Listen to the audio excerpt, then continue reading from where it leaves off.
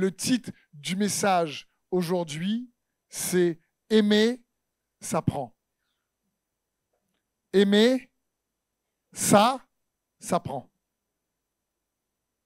C'est un apprentissage. Et j'espère que ça va vous encourager parce qu'on peut croire que aimer, ça nous tombe dessus comme ça, comme un coup de foudre. Mais j'aimerais vous rappeler que beaucoup de coups de foudre, parfois dans les relations, se terminent en coup de fouet. Pardon. Je veux dire, non, c'est une plaisanterie, mais ce que je veux vous dire par là, c'est... Ça, en réalité, aimer, ça s'apprend. Aimer comme Dieu nous aime. Et c'est son cœur pour chacun d'entre nous. Et aujourd'hui, ça va être un peu une grosse introduction, ce message, où on va essayer de revenir dessus pour qu'on puisse voir l'importance réellement d'apprendre à aimer comme Dieu nous aime. Parce que Dieu est amour. Amen. Et c'est ma prière que ce message, cette série de messages, sa parole, puisse être reçu avec foi. Que nous ne puissions pas recevoir juste avec notre tête, mais avec notre cœur. Parce qu'il y a une différence entre comprendre les Écritures avec notre tête et la recevoir avec notre cœur. La Bible dit dans Romains 10, car celui qui croit dans son cœur, Dieu le déclare juste. Et je vous encourage, comme j'essaie de faire souvent avec moi-même, d'être honnête avec moi-même en me disant, est-ce que là je crois vraiment dans mon cœur ou je crois parce que j'ai entendu ou juste de manière intellectuelle? Par exemple, Jésus dit, ne vous inquiétez de rien. Qui ici s'inquiète toujours pour des choses? Lève pas la main, on s'inquiète toujours pour des choses. Tous. Donc, il faut bien comprendre, quand on lit la parole et quand Jésus nous dit ne vous inquiétez de rien, il est en train de nous dire, mais de toute façon, l'inquiétude ne va rien changer à ta situation, si ce n'est qu'abîmer ton âme. Tu ne vas pas changer la situation, si ce n'est que te tourmenter toi-même. Et Jésus est en train de nous dire, c'est pas sage de s'inquiéter. Mais en général, nous, frères et sœurs, qu'est-ce qu'on fait? Quand il y a des défis, on s'inquiète. Et il faut bien comprendre ces choses-là. Malheureusement, parce qu'on a besoin parfois que sa parole, on ne le comprenne pas juste de la tête, mais qu'elle soit agissante dans nos cœurs. Parce que si elle agit juste dans notre tête, c'est pas bon. Quand l'apôtre Paul dit par exemple dans Romains 8 qu'on n'est plus esclave de la peur, qu'on n'a pas reçu un esprit de peur, mais un esprit de force, d'amour et de sagesse. Il faut bien comprendre, il s'adresse là à des chrétiens. L'épître aux Romains a été écrite pour des chrétiens. Et il dit aux chrétiens, arrêtez d'avoir peur, parce qu'il sait comment on est.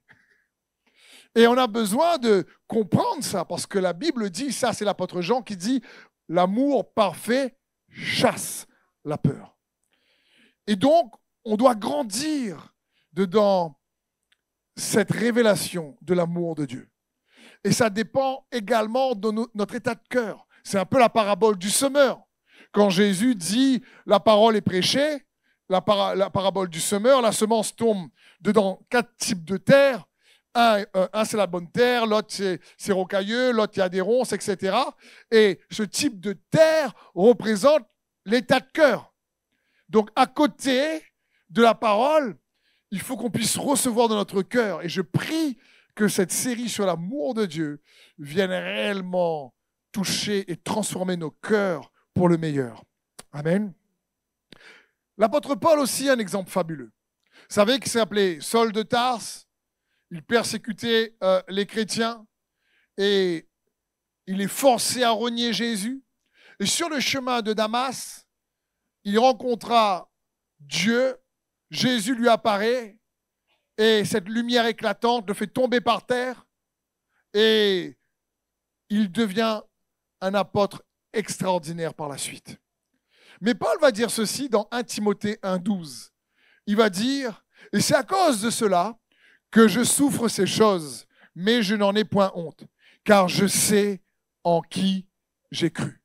Et je suis persuadé qu'il a la puissance de garder mon dépôt jusqu'à ce jour-là. L'apôtre Paul va dire, je sais en qui j'ai cru. Il est en train de dire, je connais celui en qui j'ai mis ma confiance. Je connais celui en qui j'ai cru. Et donc, au départ, on croit en Jésus qui est mort et ressuscité pour nous, et gloire à Dieu, Dieu nous sauve, mais la foi, le salut n'est que le début de cette découverte où Dieu t'invite et m'invite à le connaître plus. Amen. Parce que quand tu le connais comme l'apôtre Paul a compris que Dieu est amour. Il a dit lui-même qu'il a reçu dans son union avec Jésus-Christ la grâce et l'amour avec abondance, nous dit l'apôtre Paul. Et c'est ce que je prie que nous puissions tous recevoir également. Il était tellement convaincu que c'est lui qui a écrit dans Romains 8, 38, « Mais dans toutes ces choses, nous sommes plus que vainqueurs. » Comment on est plus que vainqueurs? Par celui qui nous a aimés. Et ensuite, il va commencer à dire ni le présent, ni le futur, ni les hauteurs, ni les profondeurs, ni les dominations, ni les autorités, ni les principautés, ni aucune autre créature ne pourra nous séparer de l'amour de Dieu, manifesté en Jésus-Christ notre Seigneur. Donc on voit bien que l'apôtre Paul a une révélation de l'amour de Dieu dans sa vie qui le rendait plus que vainqueur. Et pourtant, on le sait que des défis, il en avait beaucoup. Parce que n'oubliez pas, lorsqu'on parle de victoire, c'est qu'avant, il y a eu un problème. Si quelqu'un ne peut pas me dire, je veux beaucoup de victoire, par contre, aucun problème, s'il te plaît. La victoire, c'est toujours sur un problème.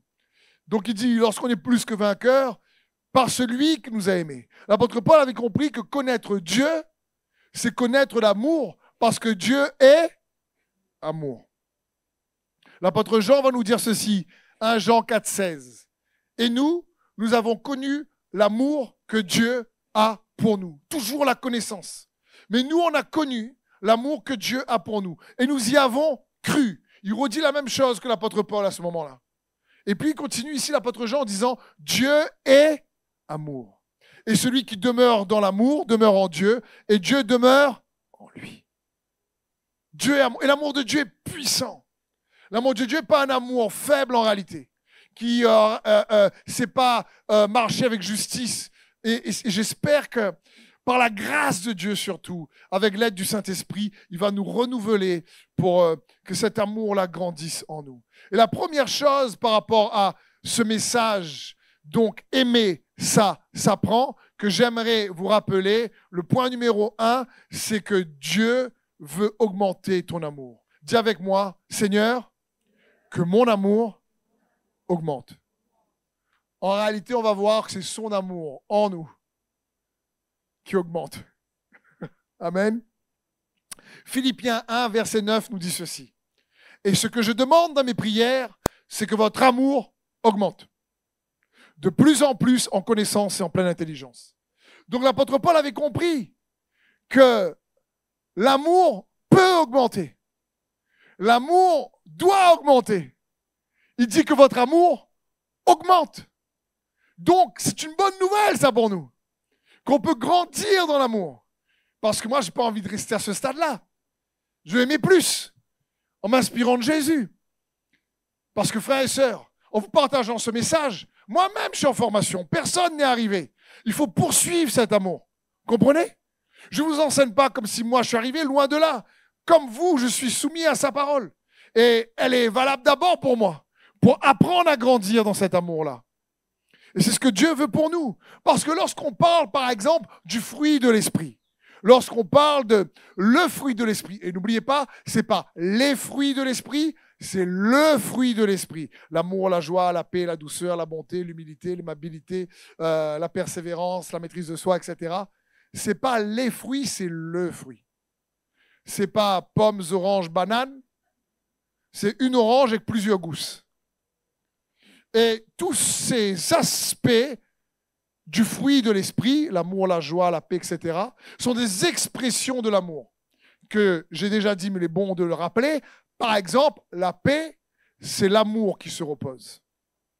La joie, c'est l'amour qui s'amuse. La douceur, c'est l'amour qui s'exprime. La bonté, c'est l'amour en action. La maîtrise de soi, c'est l'amour au contrôle. La patience, c'est l'amour qui endure. C'est dans ce sens. Le fruit de l'esprit, c'est des expressions de l'amour de Dieu pour nous. Mais il y a un passage très intéressant qu'on a peut-être moins l'habitude d'entendre. C'est dans Ézéchiel 16, au verset 8, qui nous dit ceci. Quand j'ai repassé près de toi et que je t'ai revu, je me suis aperçu que tu avais atteint l'âge de l'amour. Ici, c'est Dieu qui parle l'Éternel à Jérusalem, à son peuple. Et Dieu est en train de dire, tu sais, Jérusalem, ça fait longtemps que j'attends que tu grandisses et tu matures dans l'amour pour m'aimer vraiment. Et je veux dire, tu n'arrivais pas à m'aimer comme il se doit. Donc Dieu est en train de dire, j'ai passé, j'ai repassé. J'ai passé, j'ai repassé. Il dit ici, jusqu'à ce que j'ai vu que tu as atteint l'âge de l'amour. C'est que ton amour est devenu mature. Ton amour est devenu solide. L'amour qui est devenu cette fois-ci à maturité. Et c'est ce que Dieu nous appelle. Et la bonne nouvelle aussi pour nous, c'est que la maturité spirituelle dans l'amour ne dépend pas de l'âge. Amen, oui, amen. C'est un bon amen. Ça ne dépend pas de l'âge. Quelqu'un, en réalité, peut avoir 80 ans et être très, on va dire, léger dans l'amour de Dieu. Comme quelqu'un, on va voir, peut être très jeune et avoir un amour de Dieu solide, profond, consistant. Parce que, je vous l'ai toujours dit, il est bon de le rappeler, la croissance spirituelle est en lien avec notre progression dans l'amour. Parce que la parole de Dieu est claire. L'apôtre Paul va nous dire, si tu as la foi pour déplacer toutes les montagnes et que tu n'as pas l'amour, cela te sert à... Donc la foi nous est aussi donnée pour grandir dans l'amour. J'ai cru, je connais celui en qui j'ai cru. Donc nous avons connu celui en qui nous avons cru. La foi a pour objectif final de nous faire connaître l'amour qu'est Dieu. Amen. Et c'est ce que Dieu veut pour nous. Donc cette maturité dans l'amour, Dieu nous appelle chacun d'entre nous à grandir. Et grandir passe par le renouvellement, pas juste de ce qu'on comprend, mais réellement de l'intelligence du cœur. Lorsque Romains 12:2 nous dit, ne vous conformez pas au siècle présent, mais soyez transformés par le renouvellement de l'intelligence. Ça parle des pensées qui sont dans le cœur. Ici, d'autres versions disent ce qui oriente votre pensée, afin de discerner quelle est la volonté de Dieu, ce qui est bon, agréable et parfait. Vous savez, le mot discerner ici, en réalité, signifie afin que vous puissiez prouver ô combien la volonté de Dieu pour vous est bonne. Ça signifie grandissez spirituellement pour devenir capable de prouver que la volonté de Dieu pour vous est très bonne, très agréable pour votre vie et qu'elle vous apportera une satisfaction pleine. C'est ça que ça signifie. C'est parce que je dis pour que nous on déconnecte la volonté de Dieu et c'est bien fait pour notre vie. Et on ne réalise pas ce que Jésus lui avait réalisé. Lorsque à la croix, il a dit, non pas ma volonté, mais ta volonté. Parce qu'il savait que sa volonté était bonne. La volonté du Père est bonne pour toi, mon frère et ma sœur. Et grandir dans l'amour, ça s'apprend. Et c'est ce que Dieu veut pour chacun de ses enfants. Prenons l'exemple de l'apôtre Pierre.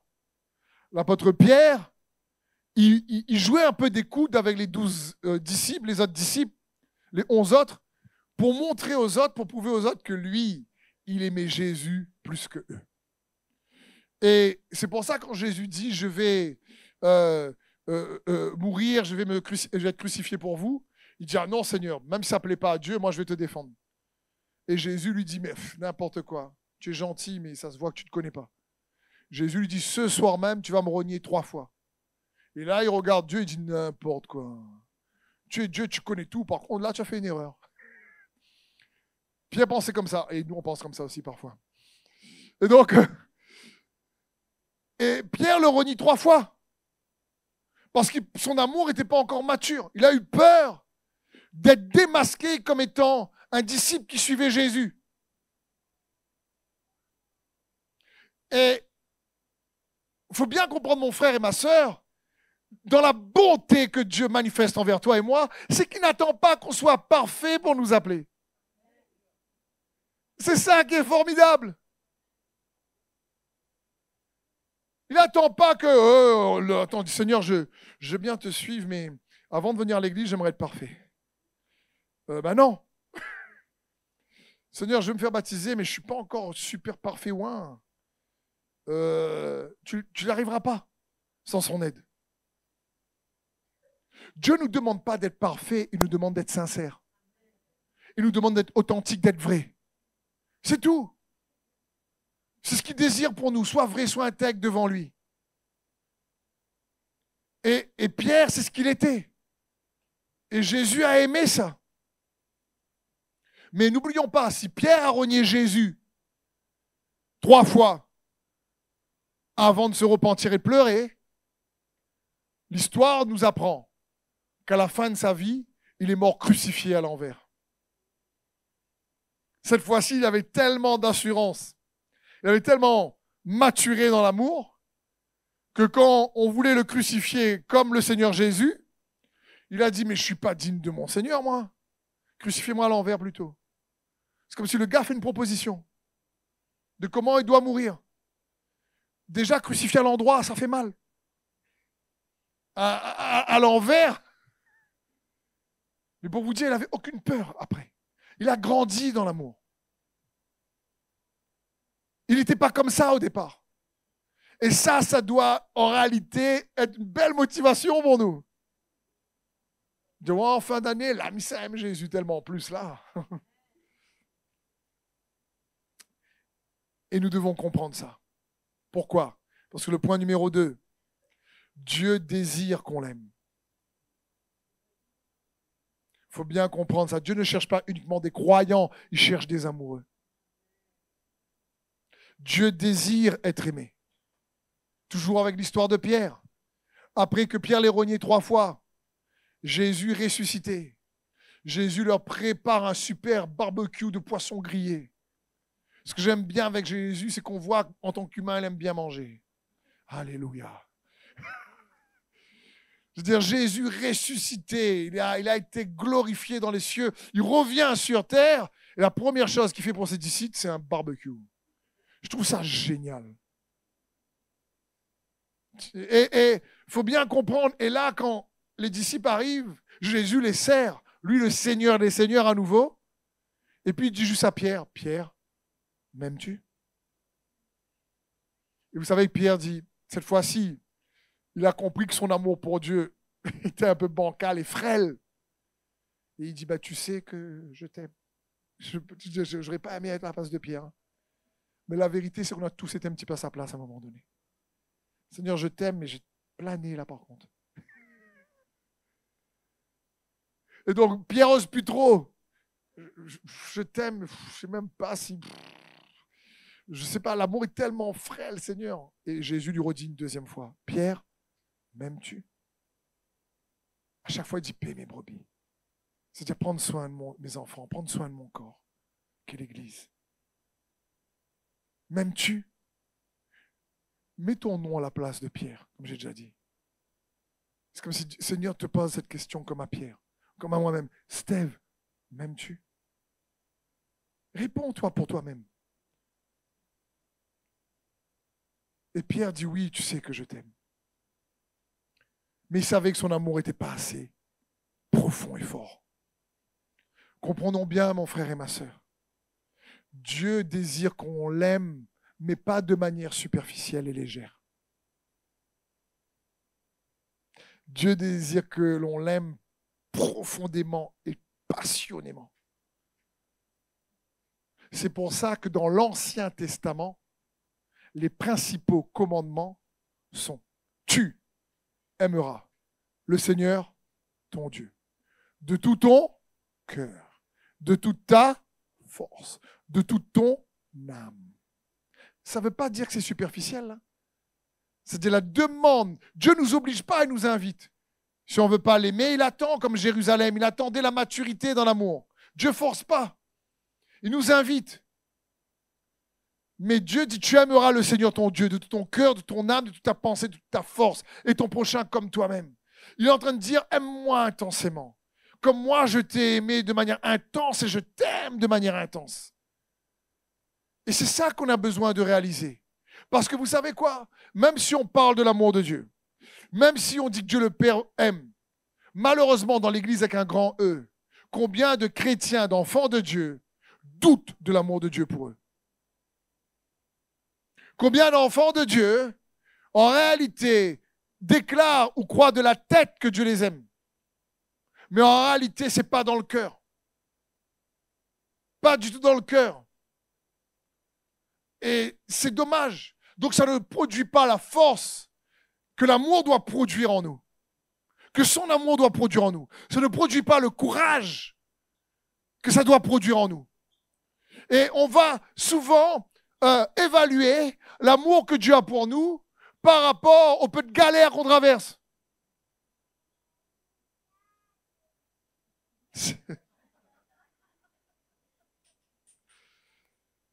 Donc comprenons bien, Dieu désire que tu réalises qu'il t'aime très fort.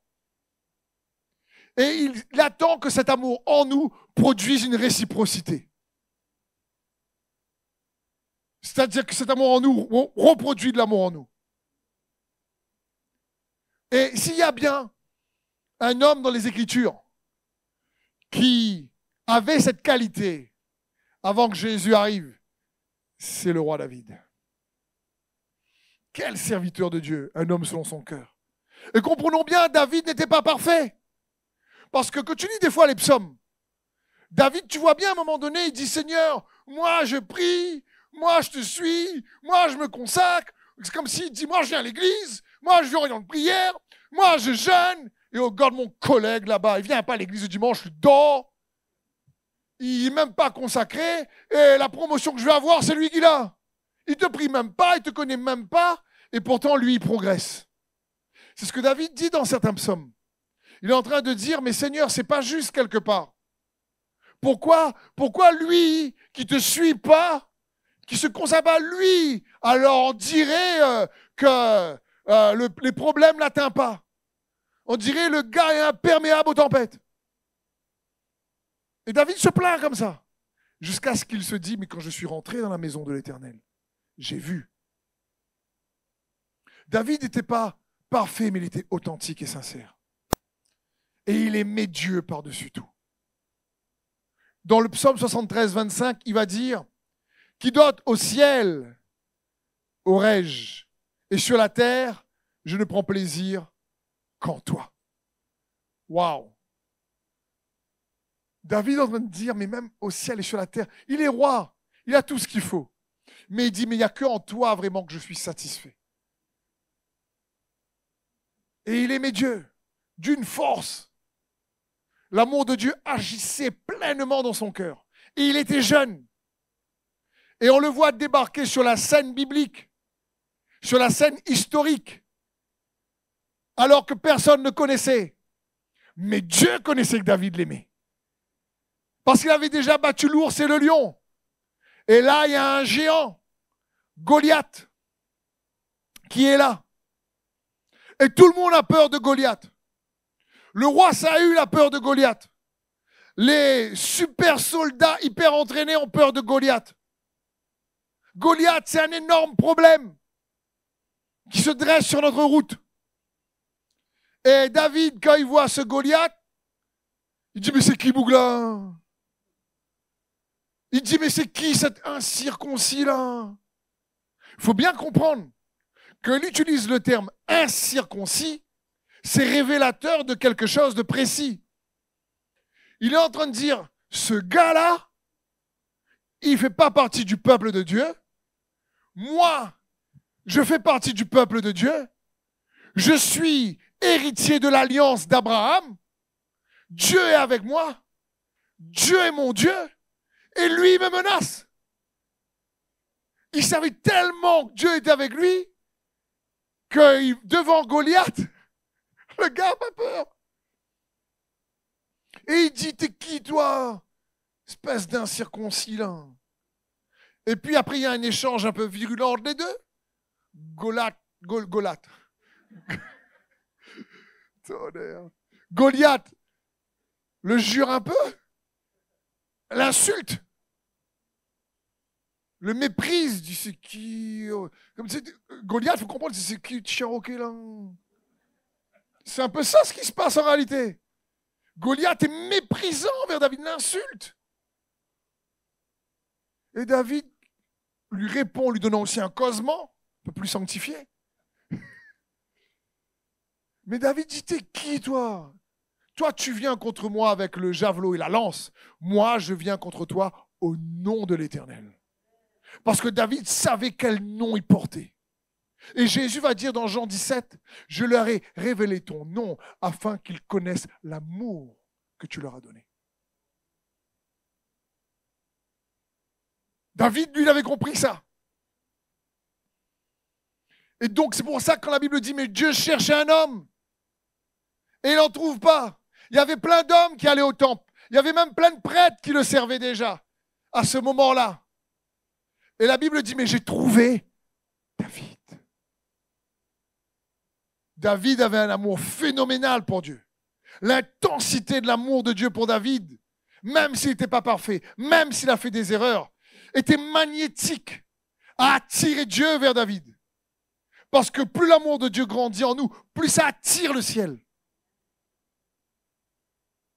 Et c'est ce que Dieu veut pour nous, ses enfants. À un tel point que dans le psaume 27, verset 4, David dit, « Je demande à l'Éternel une chose que je désire ardemment. Je voudrais habiter toute ma vie dans la maison de l'Éternel pour contempler la beauté de l'Éternel et pour admirer son temple. » C'est ce que Dieu désire. Si tu préfères, David était accro à l'amour de Dieu. Tu sais, aujourd'hui, on dit que quelqu'un est accro ou il y a des addictions. S'il y a bien une addiction qui est saine et bonne, c'est être addict de l'amour de Jésus-Christ. Être accro de l'amour de Jésus-Christ. David était tellement accro qu'il dit comme une biche soupire après des courants d'eau. Mon âme soupire après toi. Il faut bien comprendre, il est en train de dire, mais dans le désert, là, quand la biche marche, il n'y a pas d'eau. Sa gorge est sèche, ce qu'elle veut faire, c'est trouver de l'eau. Elle veut boire. Il est en train de dire, Seigneur, mon âme est sec. Il est en train de dire, sans toi, j'ai soif, j'ai faim. Il est en train de dire, je suis accro de toi, de ta présence, je veux plus de toi. C'est ce que David dit lorsqu'il écrit ce psaume. Il est en train d'essayer de décrire ce qu'il ressent. C'est comme, je vous le disais à la prière aux frères et sœurs, je dis, mais c'est comme, imaginons, prenons un exemple qui peut-être va, en comparaison, nous aider à mieux comprendre ça. Prenons quelqu'un qui est addict de la drogue, par exemple, et il est en manque, et il lui reste 10 € dans sa poche. Et il a le choix soit d'aller prendre un plat emporté pour manger, ou soit d'acheter de la drogue. Si quelqu'un est en manque en général, si un drogué est en manque, il ne va pas acheter à manger. Il est tellement addict qu'il va choisir encore la drogue, qui va le détruire. Ça parle de cette addiction de dire, Seigneur, tu sais quoi, je suis en manque de ton amour. Je veux recevoir plus de toi. Pas d'une religion, pas d'une église. Pas juste un message. C'est de toi. Et ça, c'est le cri du cœur que David avait. Et que je prie que ça soit le cri de nos cœurs à nous. C'est pour ça que Dieu n'aime pas que son amour soit concurrencé. Et Dieu regarde l'intensité de notre amour pour nous, pour lui. Par exemple, il va dire dans Luc 7, 47, il n'y a pas dans les notes, il va dire ceci, c'est pourquoi je te le dis, ses nombreux péchés ont été pardonnés puisqu'elle a beaucoup aimé, mais celui à qui l'on pardonne peu, aime peu. Dieu sait qui aime peu, qui aime beaucoup, qui aime intensément, qui aime...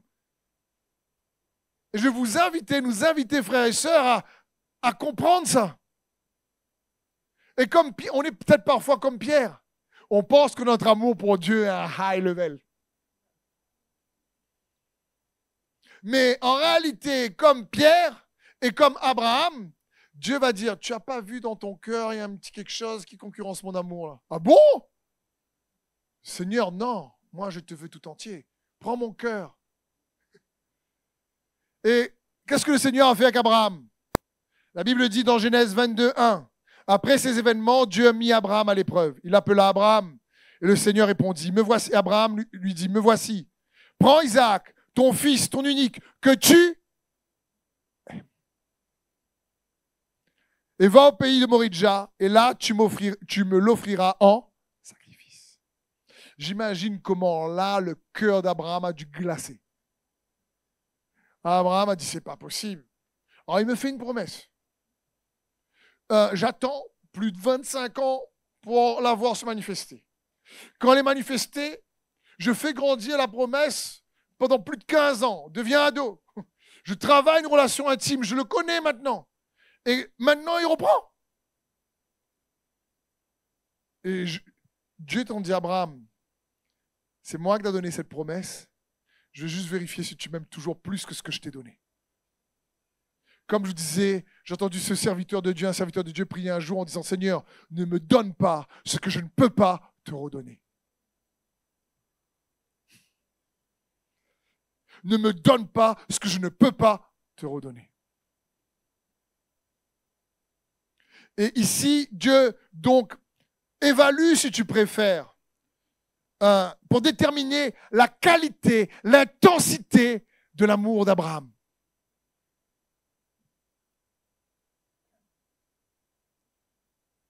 Et en général, c'est ce que Dieu va faire. Et aujourd'hui, il ne va pas nous demander, gloire à Dieu dans le Nouveau Testament, d'offrir nos enfants. Amen. Hein? De toute façon, il n'a pas offert à Abraham. Hein? Dieu n'est pas celui qui tue, il emmène la vie, d'accord? C'était juste s'il voulait que l'amour d'Abraham pour lui soit sans concurrence.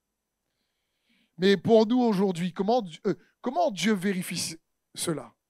Alors, il y a plusieurs manières, mais j'en prends au moins une seule pour aujourd'hui. 1 Jean 3, 11. La Bible dit, car ce qui vous a été annoncé et ce que vous avez entendu dès le commencement, c'est ce que nous devons nous aimer les uns les autres. Et ne ressemblez pas à Caïn, qui était du malin et qui tua son frère. Et pourquoi le tua-t-il? Parce que ses œuvres étaient mauvaises et que celles de son frère étaient justes. Ne vous étonnez pas, frères, si le monde vous hait. Voilà le verset le plus important. Mais nous savons, dis avec moi, je sais, que nous sommes passés de la mort à la vie parce que nous aimons les frères. Celui qui n'aime pas demeure dans la mort. Comprenons bien. Nous passons de la mort à la vie parce que nous aimons.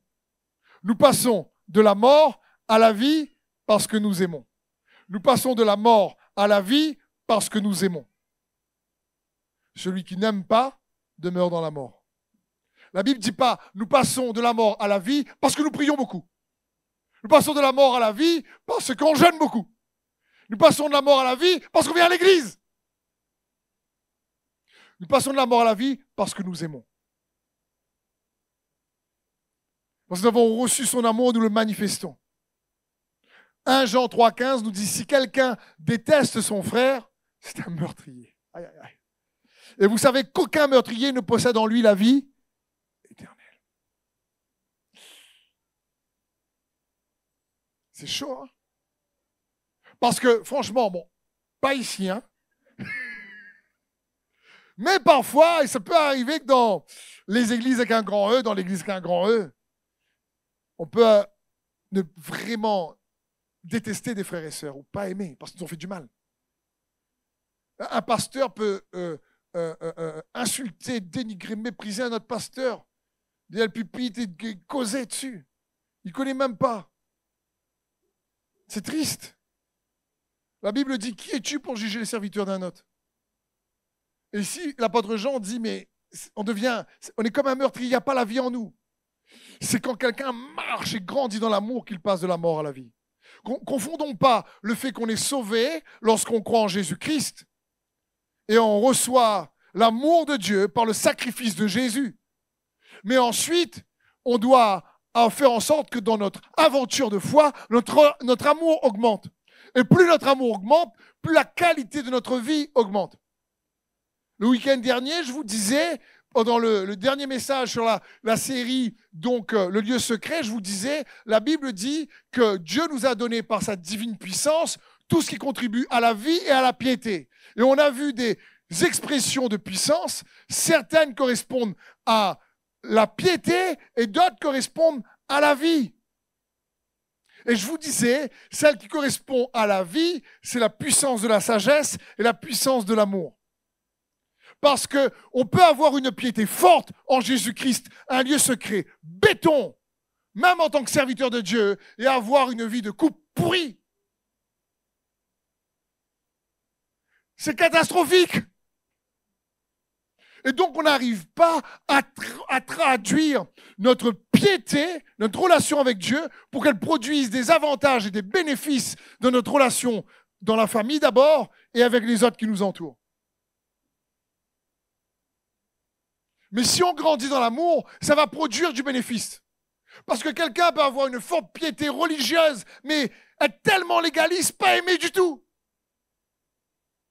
Et être constamment dans le jugement et la condamnation. Ça s'appelle de l'arrogance spirituelle. En se croyant au-dessus. C'est triste. Alors que Dieu nous appelle à grandir dans cet amour. Et attention, je veux juste quand même faire une parenthèse. Dieu veut qu'on aime énormément nos frères et sœurs en Christ, mais pas au détriment de l'injustice. L'amour ne se laisse pas abuser. L'amour ne se réjouit pas dans l'injustice, elle se réjouit dans la vérité. Nous dit l'apôtre Paul dans 1 Corinthiens 13.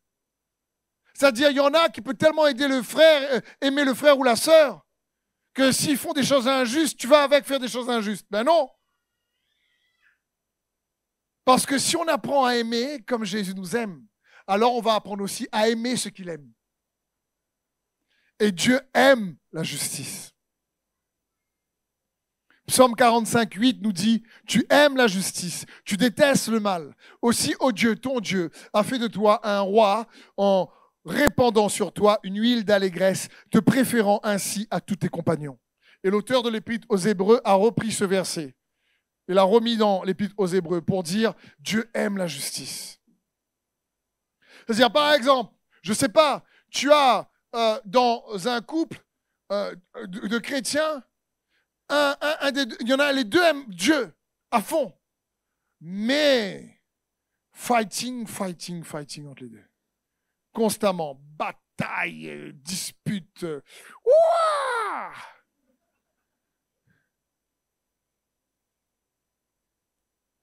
Donc, il faut bien comprendre, des fois, c'est pas parce qu'on a une piété forte qu'elle se traduit en un amour fort. Et pourtant, le baromètre ou l'évaluation de l'amour de Dieu, c'est si tu aimes Dieu, tu aimes ton frère. Sinon, la femme peut regarder son mari, dit, c'est pas mon frère, c'est mon mari. Non, je plaisante.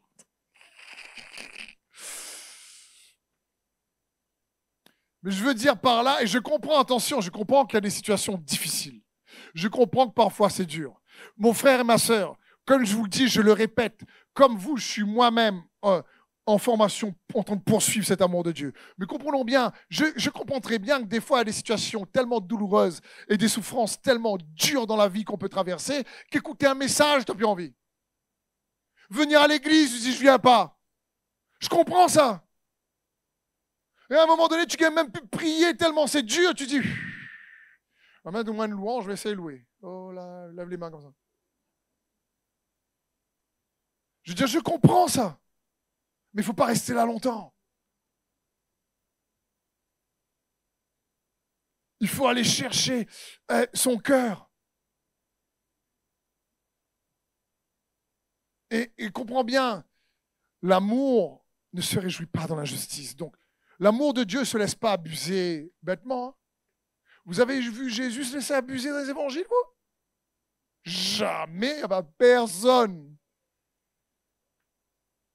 Personne. À chaque fois que les gens, Jésus n'était pas là pour plaire aux autres, même s'il les aimait fort. Allez dans la semaine pour vous distraire, vous allez voir, lire Matthieu 23. Jésus donnait un causement à ces pharisiens-là. Religieux de l'époque. Mais il ne faut pas oublier, il est mort pour eux. Parce que l'amour, quand tu grandis, tu fais la différence entre le péché et le pécheur. Plus tu aimes Dieu, plus tu détestes le péché. Mais tu apprends à aimer la personne plus que les catastrophes qu'elle fait. Et qu'on puisse ensemble grandir là-dedans. Amen. Parce que je terminerai sur ce troisième point. Dieu veut nous apprendre à l'aimer à partir de son amour. 1 Jean 4, 19. Pour nous, nous l'aimons parce qu'il nous a aimé le premier. Et la vision de l'Église ici, l'Église destinée, elle est simple. C'est être aimé de Dieu, aimer les autres. Être aimé de Dieu parce qu'on ne peut pas s'aimer nous-mêmes et les autres comme il se doit si on ne reçoit pas de son amour en premier. Bien aimé, nous l'aimons car il nous a aimé le premier. Romains 5, 5. Or, l'espérance ne trompe point parce que l'amour de Dieu est répandu dans nos cœurs par le Saint-Esprit qui nous a été donné. Jean 15, 12. Voici mon commandement. Aimez-vous les uns les autres. Dites avec moi, comme je vous ai aimé. Voilà la nouveauté. C'est comme Jésus nous aime, on est capable d'aimer en retour. Et je vous parle souvent de cette réciprocité de l'amour. L'apôtre Paul dit, mais l'amour de Christ nous presse. Je prie toujours que mon service envers vous, par la grâce de Dieu, ne soit pas habituel ou juste traditionnel. Mais que je dis, Seigneur, aide-moi toujours à le faire par amour pour toi et pour mes frères et sœurs. Pour pas que ça devienne un devoir. Parce que je vous l'ai déjà dit, on peut obéir par devoir. On peut obéir par contrainte. On peut obéir par peur de la punition. On peut obéir par intérêt. Ce que Dieu veut, c'est qu'on obéit par amour. Un enfant écoute ses parents quand il a peur de la punition. Si tu débarrasses pas ton couvert, tu fais pas ton lit, ton téléphone aujourd'hui, tu l'as pas. Quand il pense simplement ne pas avoir son téléphone, tremblade, tu le marmailles. Et donc il range le lit. Mais quand il range le lit là, dans son cœur, il dit avant moi, papa là, tout on range le lit.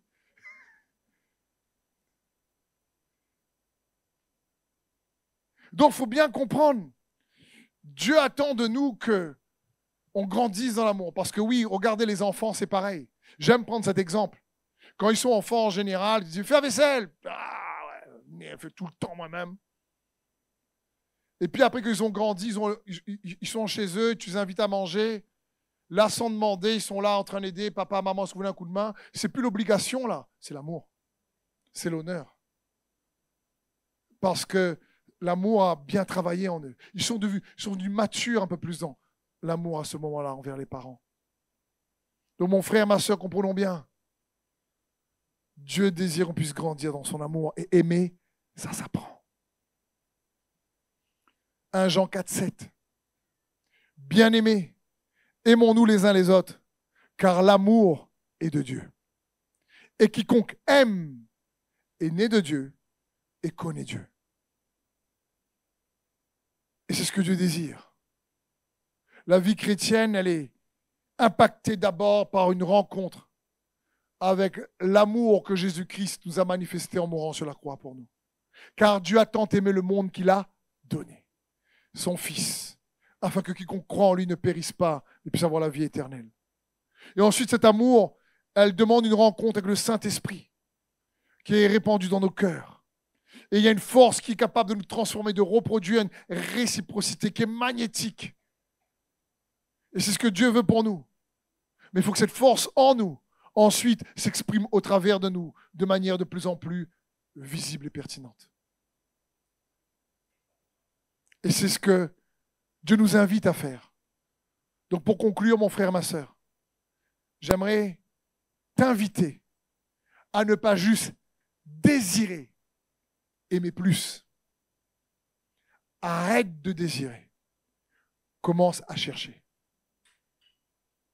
Parce que beaucoup souhaitent grandir dans l'amour, mais ne cherchent pas comment faire. Et il faut bien comprendre qu'un chrétien est un chercheur. La parole de Dieu dit, cherchez premièrement le royaume et sa justice. La parole de Dieu dit, la foi, c'est croire que Dieu existe et qu'il récompense ceux qui le cherchent. Jésus dit, ceux qui cherchent, trouvent. Et Cantique des Cantiques 3:2 dit, moins connu celui-là, hein, mais très beau aussi. Je veux me lever pour faire le tour de la ville, dans les rues et sur les places. Je veux chercher, dis avec moi chercher, celui que mon cœur aime. Waouh. Je veux chercher celui que mon cœur aime. Parce que chercher demande du temps. Chercher demande de l'investissement. Ce que tu aimes, tu cherches. Si quelqu'un aime, par exemple, la pêche, il va chercher des renseignements dessus. Si quelqu'un aime le foot, il va chercher des renseignements dessus. S'il aime le basket, c'est pareil. Si il aime, je ne sais pas, la musique, il va chercher. Quand quelqu'un aime Dieu, une des choses, c'est qu'il cherche. Il ne reste pas juste là à désirer. Oh, j'aimerais que ma vie change. Oh, j'aimerais vraiment que mon couple soit meilleur. Oh, j'aimerais changer de vie. Oh, j'aimerais. Et il ne cherche jamais. Il cherche. Seigneur, qu'est-ce que ta parole dit pour que mon couple soit plus fort? Je te cherche. Seigneur, qu'est-ce que ta parole dit pour que je t'aime plus? Seigneur, qu'est-ce que tu veux que je fasse? Conduis-moi. C'est un chercheur. Un chrétien cherche. Ça, j'ai déjà dit, les vrais chercheurs ne sont pas uniquement à la fac, hein, ils sont dans l'église. Tu devrais avoir un bac plus 12 en chercheur. Chercheur de Dieu. Et c'est ce que Dieu veut pour nous. Cherche, mon frère et ma sœur. Parce que n'oublie pas, dans le royaume de Dieu, la bonne nouvelle du royaume, une grande partie de la manifestation des résultats, ou si tu préfères, pour bénéficier du fruit du royaume, il y a certaines conditions qu'on doit remplir. Dieu t'aime, mais pour que son amour grandisse en retour, on a notre part à aller chercher. Et c'est ce que Dieu désire pour nous. Aimer, ça s'apprend. Aimer mieux, comme Jésus nous aime, ça s'apprend. Donc il y a de l'espoir. Moi je dis amen aussi pour moi-même. Je dis amen l'amour, Seigneur. Emmène ton amour, Seigneur, pour que je puisse aimer plus. Parce que Dieu désire que toi et moi, on l'aime de manière intense. Il va dire à l'église d'Éphèse, tu sais, tu fais plein de choses bien. Tu fais ceci bien, tu fais cela bien, tu fais ça bien. Il donne plein de qualités au départ. Et puis à la fin, il dit, mais ce que je te reproche, c'est que tu as abandonné. Pas que tu as perdu. C'est pas perdu. Parce que des fois, on perd, on ne retrouve plus. C'est comme quand les gens te disent où tu as perdu ton truc. Des fois, tu ne sais pas où tu as perdu ton truc. C'est pas perdu, c'est abandonné. Tu as abandonné le feu de ton premier amour. Il dit, si tu ne te repens pas, j'enlèverai ton chandelier. Ça signifie quoi? Il dit, tu fais plein de bonnes choses pour moi. Mais ce que je veux le plus, c'est pas ce que tu fais pour moi, c'est que tu m'aimes. Parce que si tu m'aimes toujours de manière passionnée, tes yeux vont toujours avoir le discernement, ils vont être éclairés. Tu vas avoir ma lumière. Tu vas savoir quoi faire. Tes choix vont être conduits par la lumière de cet amour intense que tu as pour moi. Parce que ta passion, le feu, le zèle que tu as pour moi éclaire ton sentier. Tu cultives et tu entretiens cette lumière de l'esprit que j'ai mis dans ton cœur. L'amour brille au travers de toi. Et c'est ce que Dieu veut dire à l'église d'Éphèse.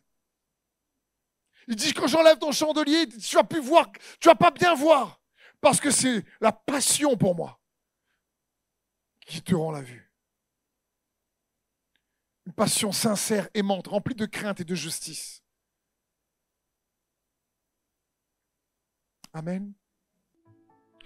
Merci d'avoir suivi ce message. J'espère que ce message a fortifié votre foi. Merci également pour tous ceux et celles qui nous soutiennent au travers de votre générosité. Vous avez en bas de votre écran un QR code qui vous conduira vers une page qui s'intitule jeveuxbénir.com. Merci de nous aider à propager sa parole. D'ailleurs, si ce message a fortifié votre foi et que vous connaissez quelqu'un de votre entourage qui aurait besoin de l'entendre, n'hésitez pas à lui partager ce message. Aussi, je vous encourage, si vous le souhaitez, à vous abonner à notre chaîne YouTube. Nous avons des messages nouveaux chaque semaine. Nous sommes aussi présents sur d'autres médias dont vous aurez donc les liens dans la description ci-dessous. En tout cas, merci de nous avoir suivis. Soyez bénis.